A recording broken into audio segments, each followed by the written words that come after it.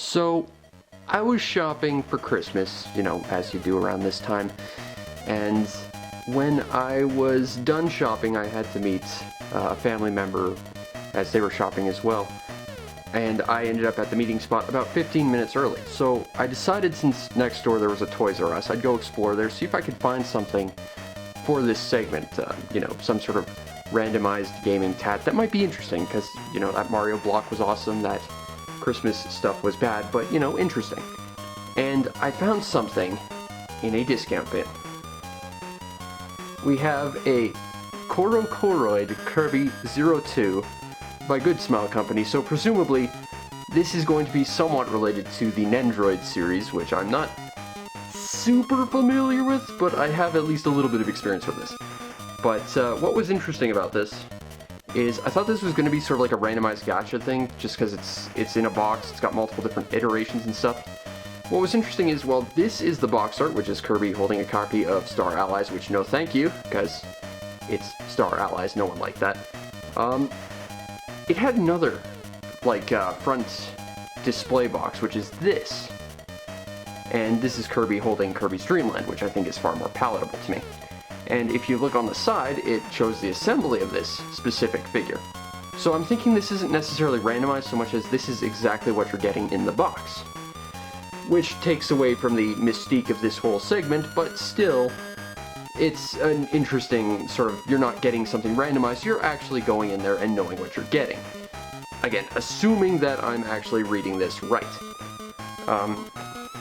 There are a set of 4 here. You have Kirby holding Kirby's Dream Land, Kirby from Kirby's Adventure holding a copy of Kirby's Adventure, which I think is very, very cool. Let's see if I can get that a little bit closer for auto focus to kick in. Possibly. You got Kirby holding Kirby Super Deluxe, or Kirby Superstar, as well as Kirby holding Kirby Star Ally. And each one of these is sort of their box art variation from that particular game, which I think is very, very cool. This does, however, lead me to a criticism, as I'm known to do from time to time. Now, in that bin where I found this, there's actually 2 of these. There was this particular box, and there was another which actually featured a different set of 4 on there. There was Kirby holding a rice ball, Kirby holding a, energy drink, Kirby holding a maximum tomato, and Kirby with the star rod. So at the very least, there's a grand total of 8 of these figures out there. And combined with the fact they have Kirby's Dream Land box art and one of the other ones from the other box, which was Kirby holding the energy drink, in that particular model, he looked super, super pissed off, like North American box art Kirby, where he's just edgy and angry. And I mean, if they're gonna make a North American box art Kirby, can we get North American box art Kirby's Dream Land Kirby? Like, please? Because from what I remember, Kirby from Kirby's Dream Land was white. I mean, the story goes that in Japan they wanted him to be yellow, in North America they wanted him to be white, so they settled on pink, so no one was happy. And that's how you compromise in life. But, you know, that didn't happen. Unfortunately, we don't get North American box art Kirby from Kirby's Dream Land, which is a shame because that's the one that resonates with me. Like I said, there were 2 in the box and I was actually going to get both, but a kid walked up and saw that I was grabbing this, and he asked me to give him the other one. And I looked at both and I gave him the other one because there was no way in hell I was getting rid of this. It was one from the other set I gave him. And the reason why is, well, first of all, it's Kirby from a box art as opposed to Kirby just holding a random item. But second of all, it's Kirby from Kirby's Dream Land. The very first game that, in the Kirby series I ever played, the very first Game Boy game I ever got, it came with my Game Boy. And more importantly, it was the very first game that was ever wholly mine. I had an SMS before and a bunch of games for that, but that was something my parents bought for my cousins that never touched it. This was mine. So there's no way in hell I was getting rid of this, no matter how much that kid wanted it. But that's enough talking. Let's see what we get in here. As I take my knife out, take this off screen for just a second. Take extra care not to poke myself because stabbing yourself with a knife is not very fun. And let's open this box up. Okay, let's see what we got. We got a big round thing. Aw, Kirby. It's Kirby, and that's it in the box. Interesting. So Kirby's coming in this ball. Now, I'm not an expert on Nendoroids by any means or measure. I have one. Well, two if you count this guy, I guess. But the difference between the two was pretty huge. I mean, the other one came in this big box with like 4 layers of really hard plastic and like tons of accessories, each like individually like clamshelled in there. Like they were super careful. This is just in a bag. That's a little concerning. But let's open this bag up and see what we got. We got a little instruction thing over there. That's interesting. But let's pop that open. And we got a little ball, a little Kirby ball. Now what's interesting is this is not Kirby from the Kirby's box art, from what I can tell. So unless Kirby's in here, it is in fact randomized, which kind of sucks. But let's see what's on this thing. So we got a little information about Kirby over here, which is kind of neat, if I can actually get that on camera instead of just looking at my hands like a dumbass. So they're kind of just saying, hey, you got this ball, pop it out, you know, insert the accessories, and boom, there you go. And here's the other ones, which unfortunately looks like we're getting Star Allies Kirby, which hurts my feelings immensely. Damn it, I don't like Star Allies. Alright, so I guess we gotta like pull this thing apart. Okay, I'm a little worried about that actually. I don't want to wreck this. There it goes. Okay, so this is actually a pretty thin plastic. I'm a little worried about it. But we have this little fantastic little thing here. It looks like we can pop these limbs in once we reconnect the Kirby to the Kirby. How does this connect? It looks like it should just pop in there, but it doesn't look like those holes line up properly. Which means we kind of have to get them sort of angled right, which means that you can only put these together one way. It's interesting. Okay, so this little pink table, I believe, is a stand. We've got a couple arms over here, it looks like, or feet, one of the two. They look like arms, potentially.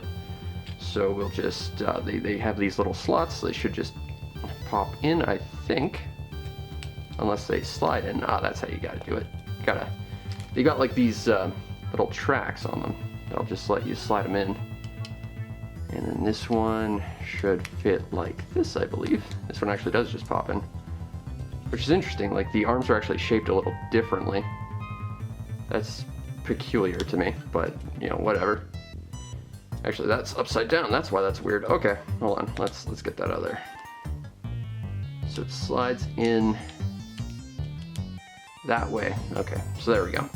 Got this little Kirby table thing that'll hold up our little ball guy. As we take a look in the contents of this package, which we have, as I'm taking this off screen and recentering Kirby, because again, I'm looking at a viewfinder sideways. We have what appears to be a tomato, but I'm betting that's a foot. We have ourselves a second tomato that also looks like a foot. This pink monolith of plastic, and a sticker for Star Allies. As much as we wish it was literally anything else, what can you do? Okay, so let's get these feet on first. How do these go on? Where's the instructions? Yeah, here we go. I will leave that there.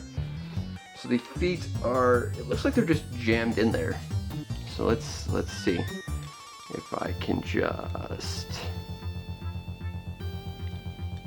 get that in there. Maybe it has to go specifically in this one. Alright, there we go. Let's get this one in there. And since that one actually fit, this one should theoretically fit. Unless I put it in like a weird angle or something. Alright, come on. Get in there, please. And please don't snap. Like, the one thing I don't like about this is it feels like very flimsy plastic. Like, did I put the foot wrong? No, that's in there, so it should be fine. I doubt it's supposed to go backwards like this.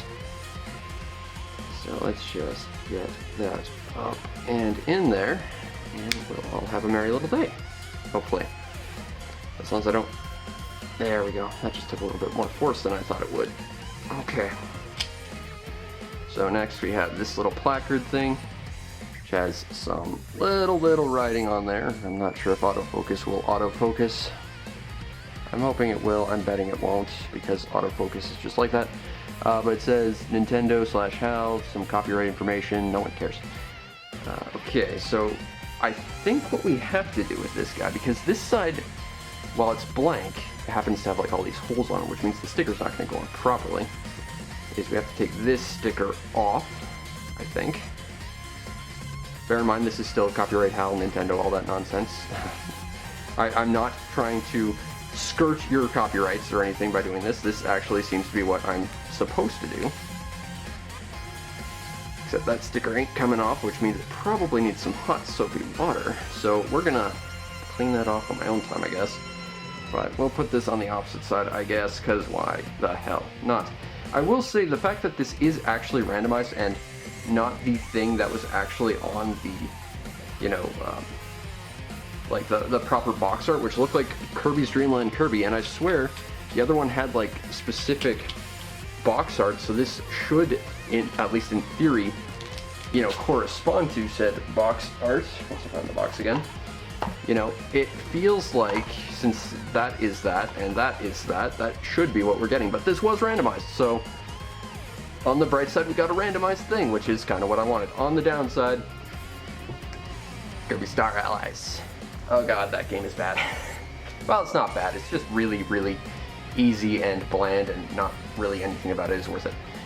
But that's it in this box. It was packaged really, really flimsily compared to the Nendoroid I have, and for the sake of comparison, let's bring her out. So we've got Sega Saturn Sama over here, the greatest console of all time, now available in vinyl relative to when Sega High Score Girls came out. And this guy's cheap plastic. She's actually really, really nice vinyl. Now, bear in mind, I got this guy out of a bargain bin for like $1. But at full price, the expected retail price for this was about $8, which is a little bit high. As my camera decides to stop recording for some reason, as I said, this nice vinyl figure will cost a lot more than this guy, but this guy seems a little bit flimsy for the price. He, like I said, feels like really cheap plastic. He doesn't look particularly clean. I see, I don't know if it's a trick of the light, but like around here there's like a smudge in the plastic, which is a little weird. Let's see if I can, like right there's like a dark spot, which is weird. And bear in mind, this is from Good Smile Company, the guys who made Nendoroids, which you should look up a video of their like quality assurance, because it's amazing. I once saw a video of it where this completely perfect figure got thrown out because it had like a little tiny gray splotch like under the hairline where you'd never see it. Like, they have ridiculous quality assurance, but this, maybe it fell through the cracks, maybe it's just such a low quality product they don't care. It's not bad for what it is, but it's nothing compared to the high quality proper Nendoroids. But that said, you're gonna pay that difference immensely. My Sega Saturn was on sale as a used but still brand new item, and she cost about $60 at full price. I ended up paying like $15, and it's worth it. She had so many more like accessories and stuff. Like, she came with her different stabs, she came with like 8 pairs of arms, like 3 faces, her hair, her collar, which was separate, a stand, although Kirby comes with a stand. She even came with a little tiny 2-scale Sega Saturn, which alone is pretty much why I bought this, although I did like Sega High Score Girls. Go watch Sega High Score Girls. Aside from the Sonic episode, it's pretty good times.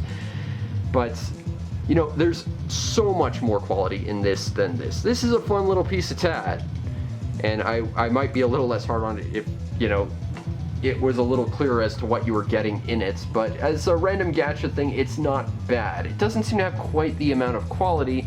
It certainly doesn't have the amount of accessories or awesome mini Sega Saturns you can have, although it does come with a mini copy of Star Allies you can play on your mini Switch if you really want.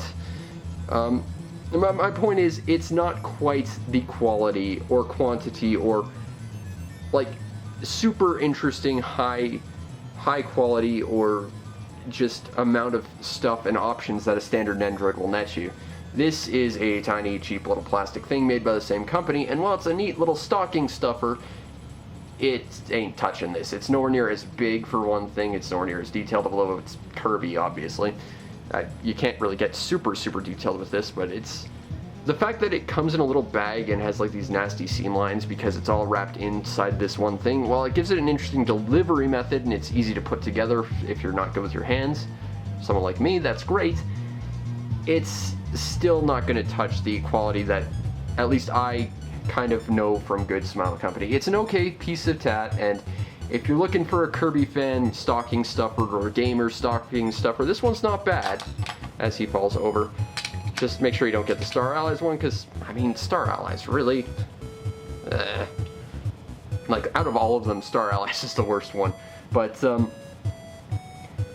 I think it's a fun little piece of tat for a stocking stuffer, but I would watch prices for it. Like, do I recommend this?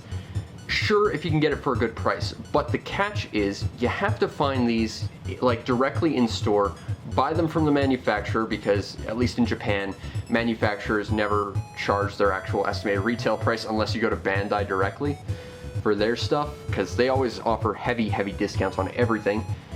And the reason why I say this is a few months ago, my girlfriend came to town, if you recall from my Animal Crossing episodes. I went out to a comic shop and I bought her a little Kirby doll. It was like a randomized gacha type of thing, sort of like this, but it was a plushie.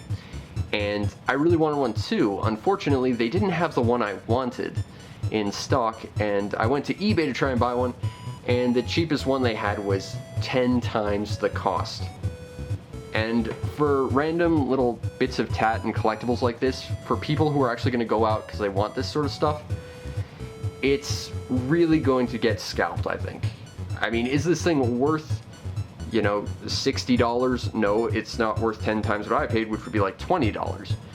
Sega Saturn was worth the $15 I paid. Hell, this little mini Sega Saturn, again, worth like the full $60 of this, plus I got the greatest Sega high score girl ever. And also a mini Sega Saturn. Everyone wins. But this is a fun little piece of tat if you can find it in a bargain bin like I did.